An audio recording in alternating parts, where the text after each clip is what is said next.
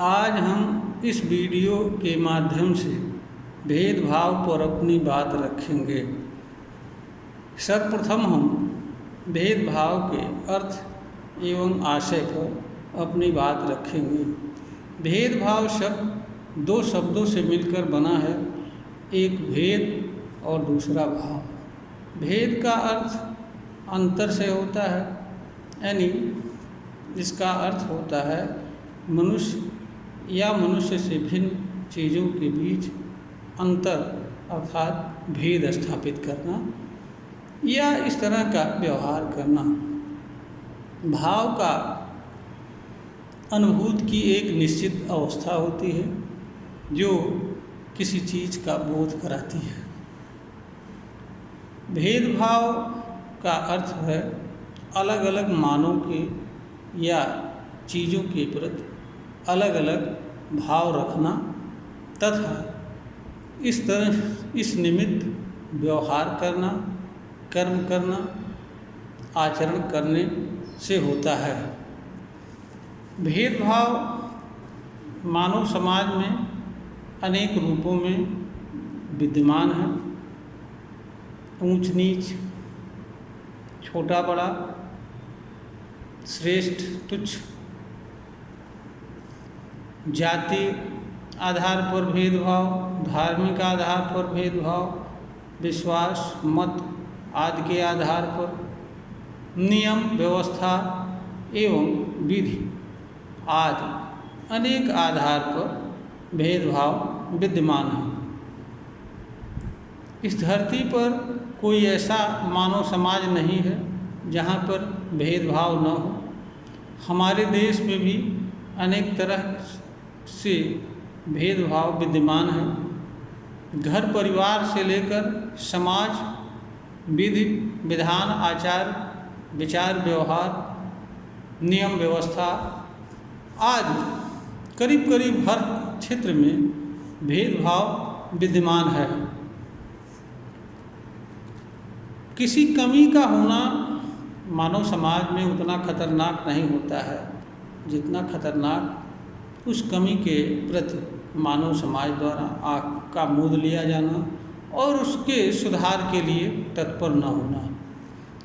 भेदभाव की दिशा में हमारे देश में अनेक कार्य हुए, अनेक चीज़ों में सफलताएं भी मिली, लेकिन अभी भी बहुत सारे जगहों पर अनेक तरह के भेदभाव के स्वरूप विद्यमान हैं।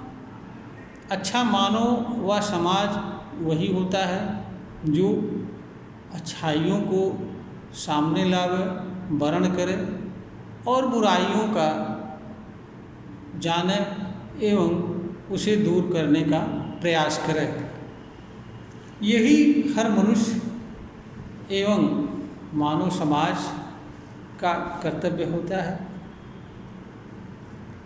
इस दृष्टि से भारत के हर नागरिक का यह कर्तव्य होता है कि भेदभाव जैसे बुराई से खत्म करने के लिए कार्य करें। यह जन्म कैसे लेता है? भेदभाव जन्म कैसे लेता है? इस उत्पत्ति का कारण क्या होता है?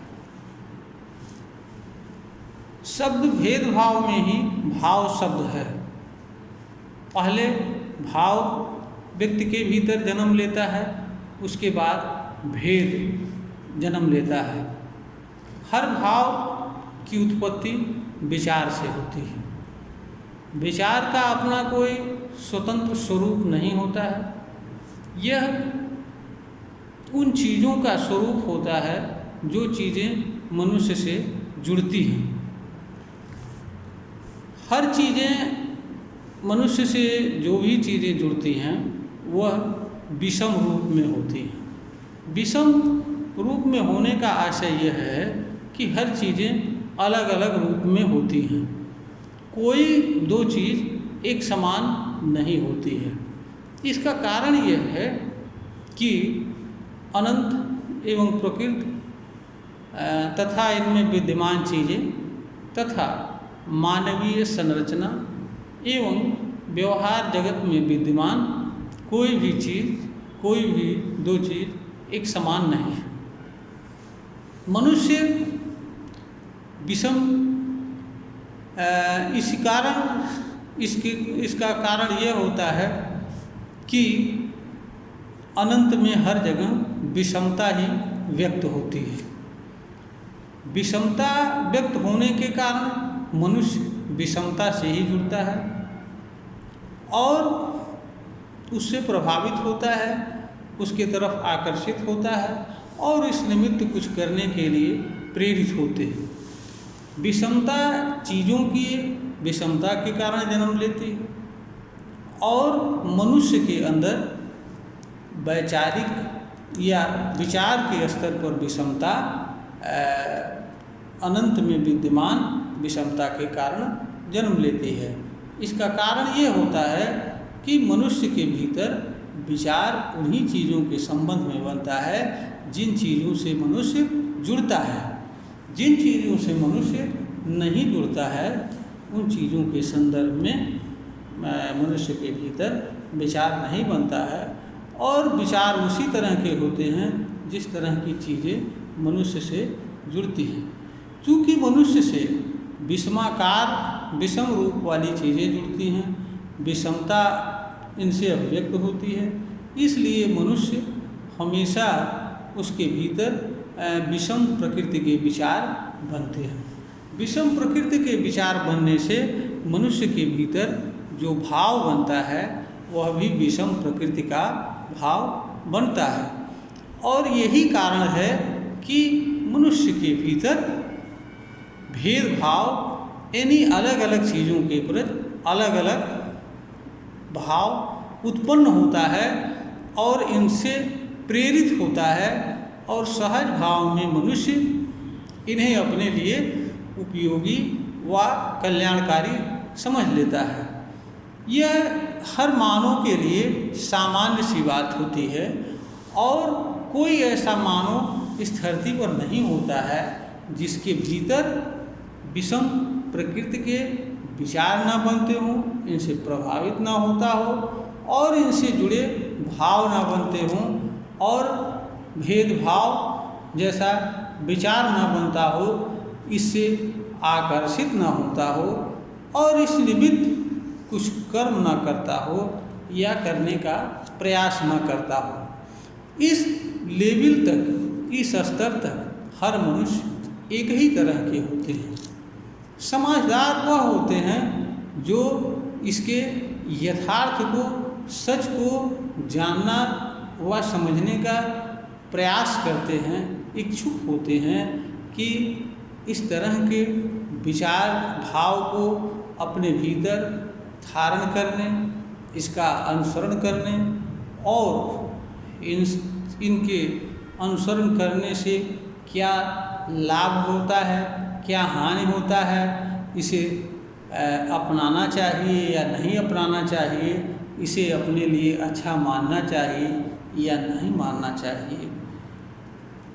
यह विचार, इस पर कुछ लोग विचार करते हैं, कार्य करते हैं, सच को समझ लेते हैं और सच को समझ करके सच के अनुसार कार्य करते हैं और जिन्हें यह मालूम हो जाता है वह भेदभावपूर्ण भाव से स्वयं को विरक्त रहते हुए समभाव को स्वीकार करते हैं और समभाव के अनुसार जीवन जीते हैं, दूसरों के प्रति व्यवहार करते हैं, कर्म करते हैं।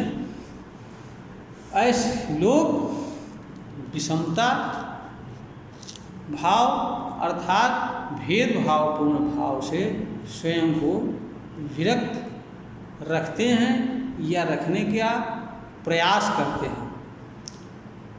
किंतु अधिकांश लोग इस चीज़ को जान व समझ नहीं पाते हैं, इससे जुड़े रहते हैं और उनको यही अपने लिए अच्छा लगता है। उन्हें भेदभावपूर्ण तब तक ही बुरा लगता है जब तक उनके साथ कोई दूसरा व्यक्ति भेदभाव पूर्ण बात कर रहा हो, व्यवहार कर रहा हो, या जिन चीज़ों के कारण उनके साथ भेदभाव हो रहा होता है वही चीज़ें ही उनको बुरी लगती हैं। किंतु जब उन्हें दूसरों के साथ भेदभावपूर्ण करना अच्छा लगता है, वे चीज़ें जो उनके लिए भेदभाव का आधार तैयार करते हैं वह चीज़ें उन्हें अच्छी लगती हैं। यह मनुष्य का एक तरीके का दोहरा चरित्र होता है। इससे अधिकांशतया लोग प्रभावित होते हैं और कर्म करते हैं। इससे परे रहने वाले हमारे ख्याल से बहुत कम लोग होते हैं। ज्ञानी या समझदार पुरुष ही होते हैं जो भेदभाव के हर पहलू को ठीक ठीक तरीके से जान व समझ लेते हैं तथा यह जान लेते हैं कि उनके लिए यह कितना लाभकारी है, हानिकारक है, इससे जुड़े रहना चाहिए या इससे नहीं जुड़े रहना चाहिए। शेष लोग की वही दशा होती है, वह दोहरे चरित्र का जीवन जीते हैं। जो चीज़ें, जो भेदभाव उनके लिए लाभकारी होता है उसे वो अच्छा बताते हैं और जो उनके विरुद्ध जाता है उसे वो गलत बताते हैं। भेदभावपूर्ण व्यवहार, नियम एवं व्यवस्था के संदर्भ में मानव जात कभी भी निष्पक्ष हो करके चर्चा करने के लिए, कोई निर्णय लेने के लिए तैयार नहीं होती है, बल्कि इस पर चर्चा अपनी हानि लाभ, अपना स्वार्थ और अपनी सुविधा देखती है। इसी कारण से और हमेशा इसके लिए यह भी चाहती है कि यह इस कार्य के लिए कोई अलग से व्यक्ति आवे और इस निमित्त कोई कार्य करे, हम उसके पीछे टहलें। इसलिए समाज में भेदभाव एवं इससे जुड़ी बुराइयां दूर होने का नाम नहीं लेती हैं, या दूर भी होती हैं तो किसी रूप में थोड़ी बहुत कम होती हैं, पुनः एक नए तरीके का विकृति जन्म लेती है। करीब पूर्ण रूप से कोई भी विकृति दूर नहीं होती है, बल्कि एक विकृति की जगह पर एक नए तरह की विकृति लाने का प्रयास किया जाता है और उसके माध्यम से पूर्व वाली विकृति को दूर करने का प्रयास किया जाता है। परिणाम यह होता है नई विकृति जन्म ले लेती है और पुरानी विकृति किसी न किसी रूप में विद्यमान रहती है। इस तरीके से भेदभाव से जुड़ी विकृतियाँ किसी न किसी रूप में हमेशा विद्यमान रहती है।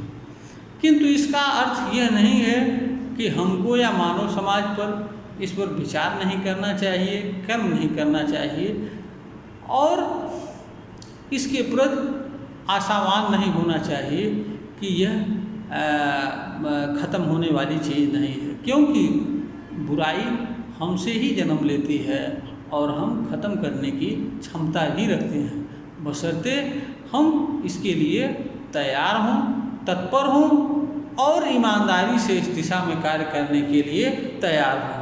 इसलिए किसी बुराई को यह समझना कि वह ख़त्म नहीं होने वाली है या ख़त्म नहीं हो सकती है, यह मानवीय अज्ञान है।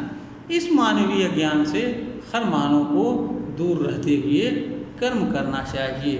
यह वीडियो ज्ञानवर्धन हेतु तैयार किया गया है, प्रेषित किया जा रहा है।